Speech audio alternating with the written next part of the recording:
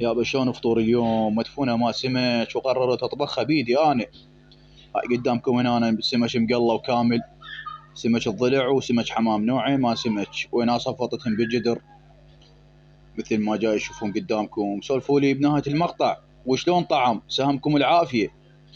انتم اللي قاعدين بالبيت هم تساعدون نسوانكم طبخون بكانهين. هسه ما تحفظ تطبخون سوون زلاطة، سوون لبن، مصيبة براسكم.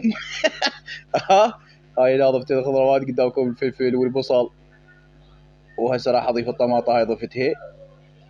طبخ الزلم ما ادري دائما يصير طيب ولا نكهه، الى طعم خاص.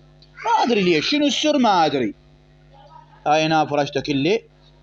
شوف جاي اوزع الطماطة، جاي اوزعها بالجدر.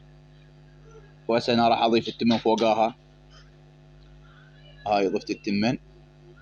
طبعا السمك هو اي سمك يصير عادي يعني، بس انا هذا كان عندي بالبيت وسويته.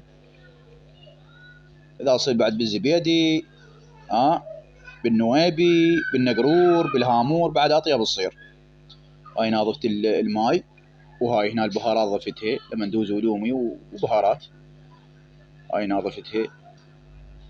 راح تدبس بالاخير، راح تدبس.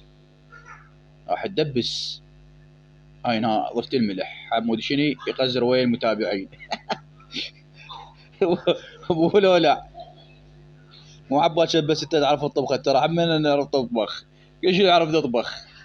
مو عبال شد. هاي هنا انا كبت عندي وراح اقلبها بالصينيه، على مود تحضر للمدفع، من يطق المدفع على مود تبزرك بالصينيه. هاي انا قمت ادقدق على الجدر، يدري بيها كو سمكه لازقه.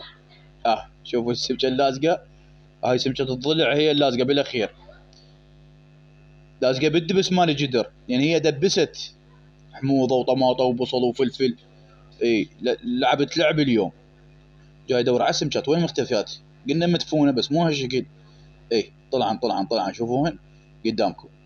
يابا شلون طعام، شلون حموضه الا تموت. سهمكم العافيه حبايب قلبي.